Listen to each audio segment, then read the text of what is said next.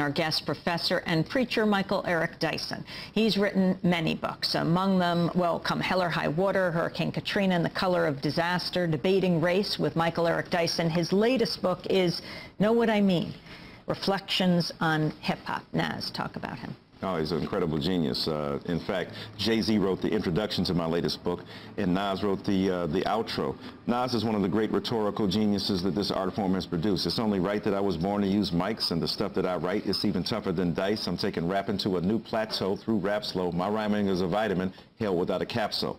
An incredibly fertile artist, a man who has been obsessed with trying to join political sensibility with street truth, and not celebrating it, but trying to interrogate it, trying to ask questions. At their best, these rappers are like ethnographers, you know, searching anthropologists, trying to figure out the folk ways and the mores of the cultures that they emerge from. And they're spitting truth for those, witnessing for those who are left behind.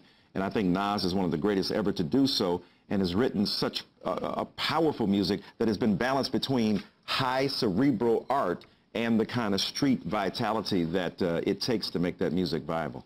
Jay-Z, he wrote the introduction to your book, says Michael Eric Dyson came up in the tough streets of Detroit, didn't grow up with silver spoons at the family table. The family didn't have fine china. His path from then to now wasn't clear of trouble and strife.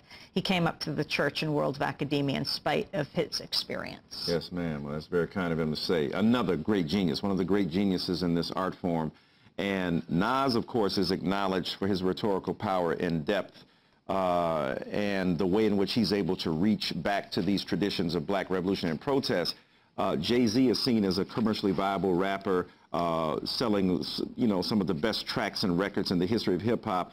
But sometimes people sleep on. They think he's clever, but his cleverness sometimes obscures the kind of genius that he possesses that speaks to some of these political situations. You know, now all my teachers couldn't reach me, and my mama couldn't beat me hard enough to match the pain of my pops not seeing me. So with that disdain in my membrane, I got on my pimp game, F the world, my defense came. That's an explanation for what happens when fatherlessness besieges a young black man and leaves him psychically vulnerable. So Jay-Z is an incredible artist who, yes, is commercially viable, but if you listen to the B-sides, I'm from the place where the churches are the flakiest. People have been praying to God so long they're atheists. He really has an intelligence that you have to listen to. And the contradictions of hip-hop, I mean, for example, with Jay-Z, videos of women in degrading positions. Sure. Well, you know, hip-hop at large certainly has to answer and account for the way in which women have been degraded, the vicious assault upon women, to use B and H as the common parlance in reference to women. And it's an interesting irony, maybe even a cruel paradox in hip-hop. They love their mamas, but hate their baby mamas. Love the women who produce them, but hate and loathe the women with whom they produce children. That's not a good recipe or an equation for something healthy and productive. Now, to its credit, at least we understand where they're coming from. When you see the misogyny of hip-hop, it's so horrible, it's so putrid, it's so, you know, odious that we know, we smell, we see it.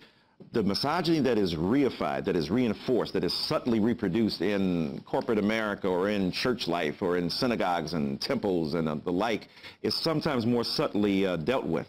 I'm not trying to say, therefore, we should get rid of both of them, but we should be honest in the fact that the misogyny reflected in hip-hop is a reflection of the deep and profound misogyny in the culture at large, but they should be held accountable and they should be challenged. What about women hip-hop artists? Yeah, well, you know what? Many of them were reduced to either being the kind of reverse Lothario or a woman who's like sexually promiscuous and shows I can hang out with the guys.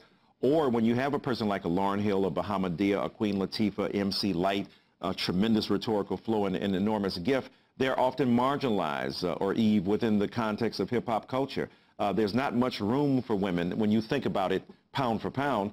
As there are for men who possess this gift and this talent. It's seen as a man's world. And unfortunately, what that means is that the viewpoints and perspectives of progressive feminist women are not as largely circulated or broadly amplified. Do you see hip-hop playing a role in the next election? Well, potentially if hip-hoppers, like any other citizen, any group of citizens, get together, come out, organize their base and say enough is enough. You know, all of us have to come together here. Hip-hoppers, backpackers, you know, green environmentalist activists, progressive folk, the millions of people who listen to Democracy Now! And those of us who are here on the front line trying to do the right thing. We've got to organize our dissent in concrete and logical ways that appear to be reasonable to a constituency beyond our own leftist circles, to allow this country to be shaped and shaken. That's why, you know, a guy like Barack Obama, who brings a breath of fresh air, even if you disagree with his politics or think they're neoliberal and middle of the road, but the fact is he is a result of the judgment against the lethargic politics of American culture, or a Hillary Clinton who's running again as not only as a woman, but as a woman who at least is making an argument for her spot in space in the culture. But if you take a guy like a Barack Obama, who's raised millions of dollars from the most donors in the history of this nation, it suggests that there's a deep and profound hunger for a new politics to come forth, and a guy like him has been able to mobilize that and to reach certain parts of the hip-hop generation. I mean, Ludacris wrote a big check to Barack Obama. That's an interesting combination, you know. When I move, you move, just like that, along with the audacity of hope. That's a hell of a combination. What do you think of how Barack Obama is being covered? Well, it's an interesting thing. You know, it's a difficult position to be in. After all, he's a highly articulate, as Joe Biden reminded us, and clean and fresh guy. Who knew that when we talked about the influence of hip-hop, we'd be speaking about Joe Biden listening to Outkast. You're so fresh and so clean.